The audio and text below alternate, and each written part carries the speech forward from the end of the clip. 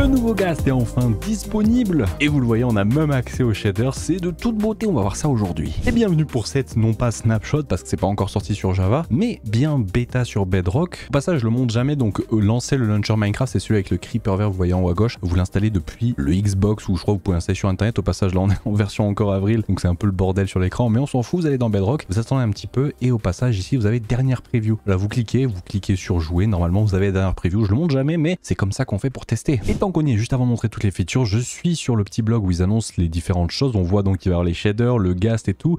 C'est bien la version Bedrock. Au passage, il y a aussi ce changelog où je vous mettrai en description qui explique tout en précision. Mais donc je vous montre ça parce que regardez, c'est écrit ici après tout simplement, et bien la version Poisson d'avril qui est sortie non pas hier mais avant-hier. Bien là on réattaque les features qui ont été montrées lors de la Minecraft Live, donc sur Bedrock pour le moment et sans doute sur Java je pense mercredi prochain. Bon allez, arrêtons de parler, on va commencer par la chose qui est le plus flagrant. Vous le voyez, je tourne avec des shaders et oui, on a enfin la première version des vibrantes visual. Donc voilà, c'est le nom des shaders qu'on a sur Bedrock qui au passage arriveront sur Java un peu plus tard. Il n'y a pas de date, donc ce sera peut-être fin d'année, voire même peut-être 2026, on verra. Aucune info à ce niveau là. Vous voyez déjà un petit aperçu, c'est une bêta, il y a peut-être plein de bugs etc, mais vous voyez que déjà ça fait un petit peu shader, ça se rapproche du complementary shader et il y a un petit délire un peu ray tracing sur certains matériaux. On dirait qu'il y a du PBR, c'est un peu trop stylé. Ce que j'aime vraiment par dessus c'est les reflets, regardez ça, franchement je connais pas beaucoup de shaders qui font des reflets un peu pixelisés comme ça, franchement c'est trop classe. Pour vous dire, je suis sur un PC, il y a un PC de la NASA et donc c'est pas très représentatif au niveau des performances. Et là je le réactive en haut pour avoir toutes les informations. Vous voyez sur le petit les petits écriteaux qui est en haut, je vais mettre un endroit où on le voit bien et on voit que je tourne à peu près. Alors là je baisse la tête donc c'est pas très réaliste, mais je suis capable à 60 fps. Je sais plus si sur Bedrock on peut augmenter les fps, c'est comme si le jeu me limitait parce que j'ai un écran 250 Hz donc c'est un peu bizarre, je sais pas, mais en tout cas j'ai l'impression d'être capé. Bon honnêtement moi je suis pas vraiment représentatif au niveau des performances, faudra tester avec plein d'appareils. Et vu qu'on parle des appareils, ici ils l'ont noté pour ce qui est donc de PC, il faut avoir au moins des DirectX 12, donc je sais plus, je crois que je sais pas les niveaux de compatibilité, mais je crois que quasiment tous les appareils l'ont sur PC. Pour ce qui est d'iOS, il faudrait au moins la A12 ou un M1, et si je me trompe pas la A12 c'est juste au-dessus de l'iPhone 10, donc si jamais vous avez l'iPhone 10 je crois que ça marche pas, à confirmer, je suis pas totalement sûr. Et le M1 c'est sur pas mal d'iPad et quasiment tous les nouveaux Mac de nos jours. Et pour ce qui est d'Android, je n'ai aucune information, vous me direz, je sais pas à quoi ça correspond, donc c'est différents types de processeurs, Adreno 640, je sais pas à quoi ça correspond. Au passage, si jamais vous pouvez tester, n'hésitez pas à voir si c'est performant, si ça tient, si c'est laggyland, franchement faut tester hein. Et ils disent aussi, et ça c'est super intéressant, regardez, les vibrantes visuelles sont aussi disponibles donc sur la preview, il faut aller sur la preview, sur la bêta,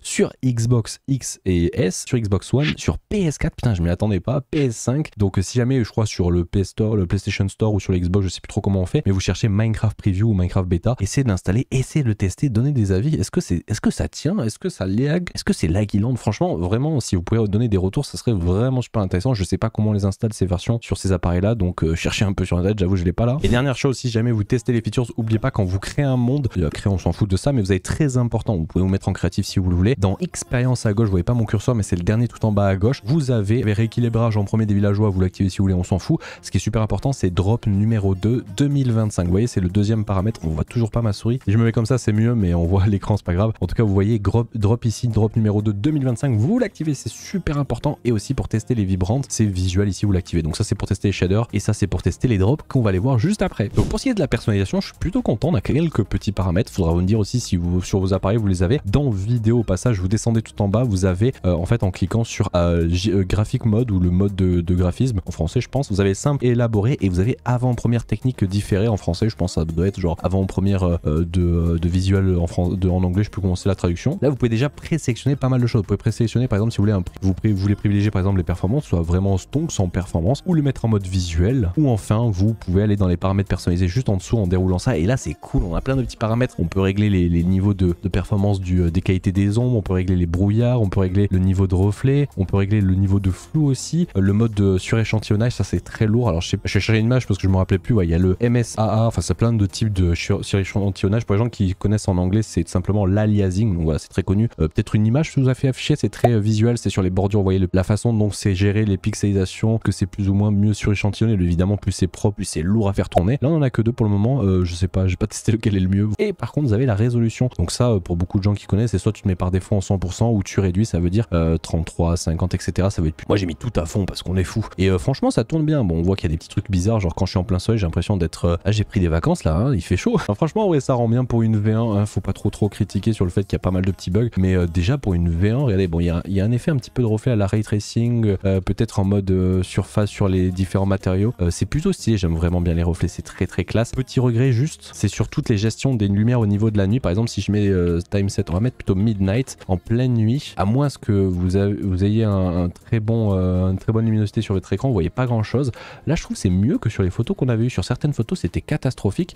Là je trouve franchement ça a l'air mieux que les présentations qu'ils avaient montrées à la Minecraft Live. Petite chose aussi, si jamais vous utilisez une torche, alors malheureusement il n'y a pas l'impression, je croyais qu'il avait activé, ils ont dit qu'ils allaient le faire, il n'y a pas l'impression d'avoir le dynamic light, vous savez, hein, quand vous tenez des éléments qui sont lumineux ça fait de la lumière. Si vous avez la lumière à un endroit, ça bombarde. Il y a encore des petits bugs, vous voyez que les lumières sur les blocs que sont tenus par les Enderman c'est un peu bugué. Il y a encore des trucs à corriger, on va pas se mentir, mais franchement pour une V1 pas trop dégueu. Et en cave ça donne quoi? Parce que les caves c'est surtout le gros problème. Je trouve c'est pas trop dégueu, ça a l'air d'aller, faudra voir comment c'est géré. En fait faudrait pouvoir gérer vraiment comme le complementary shader proprement toutes les gestions de lumière. J'avais envie aussi de tester parce qu'ils avaient montré dans la présentation, bon la lave est un peu buguée, je trouve qu'elle est un peu trop blanche, ça fait un peu bizarre. Ils avaient montré comme quoi dans les deep dark, plus exactement dans les anciennes cités, ça avait l'air un poil dégueulasse sur les vidéos, mais j'ai l'impression qu'ils se sont un peu améliorés par rapport à ce qu'ils avaient montré. Ça avait l'air un peu dégueulasse, on va pas se mentir, sur les vidéos de présentation. Je trouve c'est un peu mieux quand même. Il y a une amélioration entre ce qu'ils ont montré entre la Minecraft Live, ou peut-être c'est parce que j'ai fait quelques paramètres, j'ai poussé tout à fond, je sais pas trop, mais je sais pas ce que vous en pensez, c'est pas trop dégueu, hein. J'aime vraiment bien, ça fait très sombre, mais en fait si on avait juste ce petit curseur pour pouvoir gérer mieux, on va dire, la luminosité avec les shaders comme il y a sur le complementary shader, ça serait genre vraiment exceptionnel. Là on est sur presque un beau complementary shader, mais genre sans aucune personnalisation de lumière en cave, mais franchement c'est mieux que sur les photos en fait de la Minecraft Live. Allez, pour que vous ayez un petit peu toutes les aperçus de la gueule que ça a, regardez là on est en vraiment début de journée, ouais, avec le soleil qui se lève, c'est plutôt pas trop dégueu, les petits reflets de soleil dans l'eau c'est pas trop dégueu. Au passage on a les petits effets de lumière dans l'eau, je suis pas le plus fan de ça, surtout que l'eau je trouve c'est assez dégueulasse, on dirait qu'on est dans une eau dégueulasse. Bon l'eau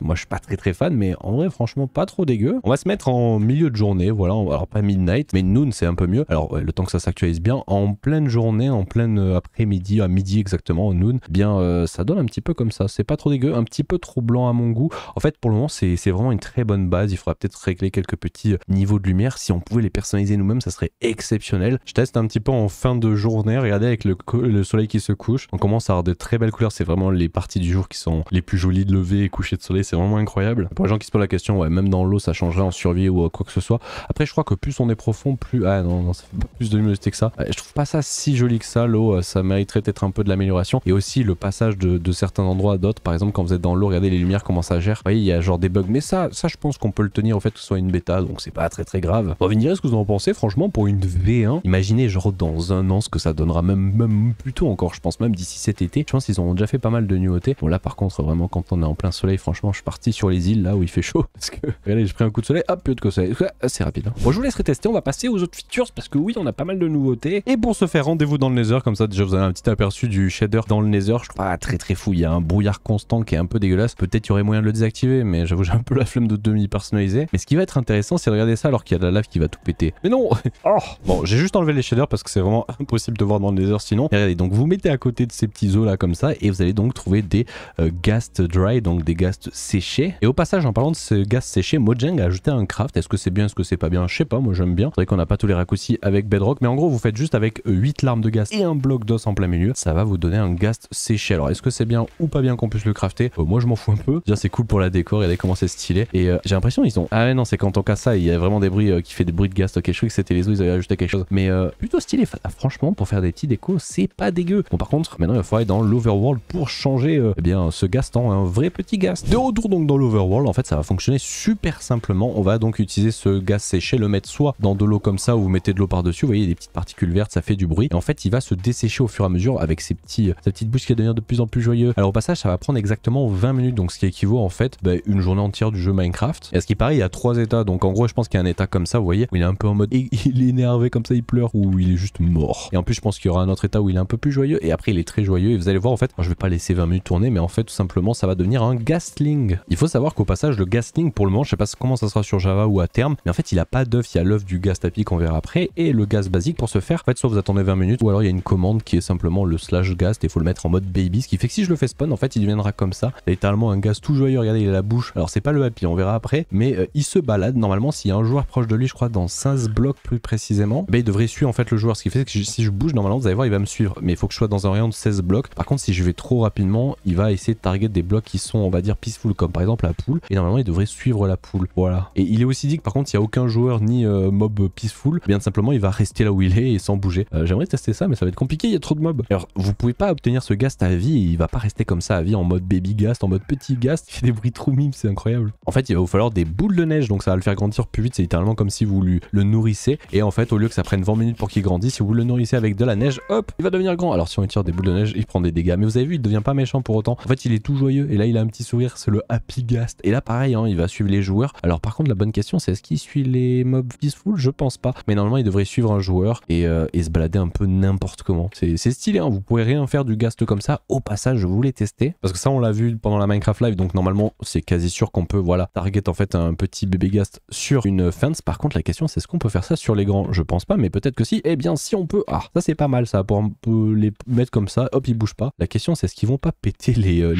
laisses là? Je sais pas, ça a pas l'air, mais en tout cas ça fonctionne, donc vous pourrez attacher vos ghasts si jamais ils se barrent dans tous les sens. Bon c'est un peu chiant de se balader avec une laisse H24, mais ça marche. Bon il faut savoir qu'il y a un bug, actuellement il a 40 de vie, donc 20 cœurs, donc soit 40 de vie, ce qui est un peu buggé parce qu'actuellement en fait normalement il devrait avoir 20, donc c'est un bug qui a été noté, il aura pas autant de vie, faut le savoir. Et donc chose super intéressante avec ce ghast, c'est que vous allez pouvoir faire une laisse spécialement pour le ghast, pour cela 3 de cuir, 2 de verre de chaque côté, et selon la laine que vous allez mettre, regardez, ça va simplement faire une genre de selle spécialement pour ghast de la couleur où vous le faites. Par exemple on va tester en bleu, ça peut être stylé ça comme ça là, regardez, hop, vous avez crafté simplement un harnais pour les ghasts. Et il faut savoir que regardez, je vais le détacher, hop, on va le détacher de sa laisse. Si vous tenez un harnais dans la main, bien simplement il va vous suivre, donc c'est un peu comme la bouffe en fait. Ça c'est vraiment bien parce que des fois imagine il se retrouve à 800 blocs en haut et t'es en mode viens pour le harnais, compliqué, alors que là hop tu prends ton harnais et normalement il devrait venir à toi et puis après t'as juste à venir faire salut hop et c'est trop stylé. Bon le seul truc que je dénote, et je pense que ça va être le gros problème en survie, c'est que des fois pour aller cliquer sur le ghast, regardez comment il se barre à 40 km, et là imagine t'es en survie, genre tu dois attendre qu'il se pose, ça c'est potentiellement un problème, mais faudra voir en utilisation en survie. En tout cas vous pouvez lui monter dessus évidemment, ça change la cam, elle est un peu plus grande. Si vous êtes 4, de ce qui est dit dans le changelog en fait, ça va vous mettre en fait dans le sens d'une aiguille du monde, donc si vous êtes 4 vous allez avoir donc vous qui conduisez le ghast, un qui sera à droite, un qui sera en bas et un qui sera à gauche, voilà derrière lui. Donc voilà, et au passage si vous sneakez, comme si vous sortez comme un cheval par exemple, et vous vous retrouvez donc sur la tête du ghast, malheureusement vous voyez on peut pas poser de bloc, ça serait trop bien mais c'est pas possible. Il fait des bruits vraiment bizarres, hein. Mais c'est trop drôle, on dirait vraiment Create, regardez là il a les lunettes qui sont retirées et quand vous lui montez dessus hop il met les lunettes avec les bruits, c'est trop drôle. Bon il faut savoir que tous ces ghasts là peuvent pas tirer de boule, hein, sinon ça serait complètement peut-être un jour en vrai, ce serait trop stylé ça pour faire des petits trucs. Bon vous voyez il est très lent, hein. Ça je pense c'est peut-être un autre problème qu'il faudra noter, c'est sa lenteur. Ouais faudra voir, il y a des petits trucs, faudra voir si vraiment est-ce qu'il y a une réelle utilité en survie ou est-ce qu'il est trop lent, est-ce qu'il est pas maniable, parce que j'avoue que là on dirait qu'il a un peu du ping quand on le conduit.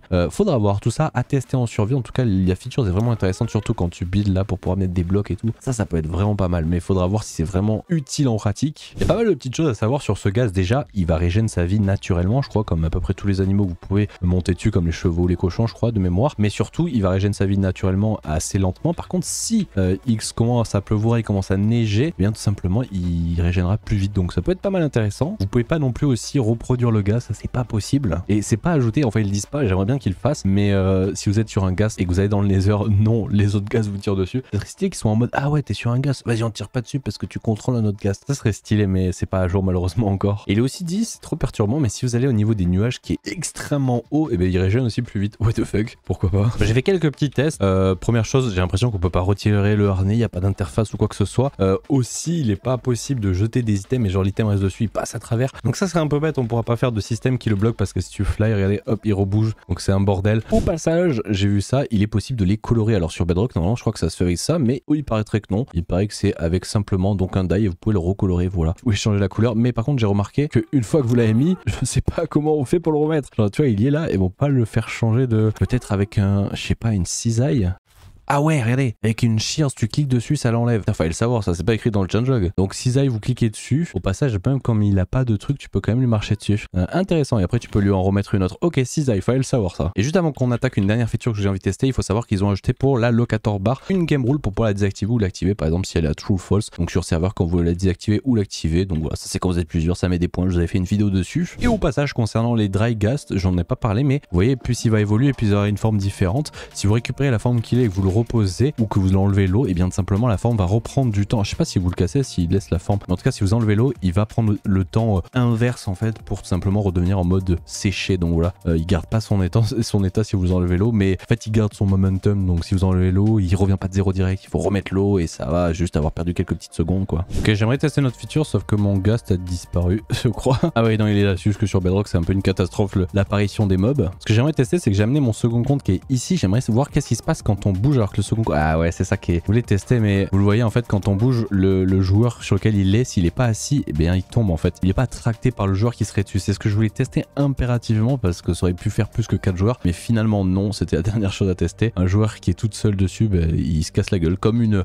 machine volante finalement. Voilà, vous me direz ce que vous en pensez de ce ghast. Il va falloir le tester, le bêta tester, voir ce que ça donne. Est-ce que c'est cheaté? Est-ce que c'est trop lent? Est-ce qu'il y a des bugs? Est-ce que c'est vraiment pratique? Parce que on va dire sur le papier, ça a l'air très intéressant pour les aventures en survie et tout. Après, il faudra voir si réellement c'est utilisable. Est-ce que c'est trop lent? Est-ce que c'est chiant? Il faudra voir. Donnez-moi votre avis des shaders, du ghast et tout là. Mais première snapshot, peut-être la semaine prochaine sur Java et peut-être d'autres bêtas la semaine prochaine. On ne sait pas, on ne sait pas. Et puis sinon, on va se laisser là. N'hésitez pas à aller voir la série de TikTok ou de shorts que j'ai fait pour obtenir la cape qui va être disponible dès demain, même s'il y a un bug pour l'avoir aujourd'hui. Mais on va pas parler de ça. En tout cas, rendez-vous soit sur les TikTok ou les shorts, ou sinon d'ici dimanche et samedi toute la journée en live. Allez, ciao les gens!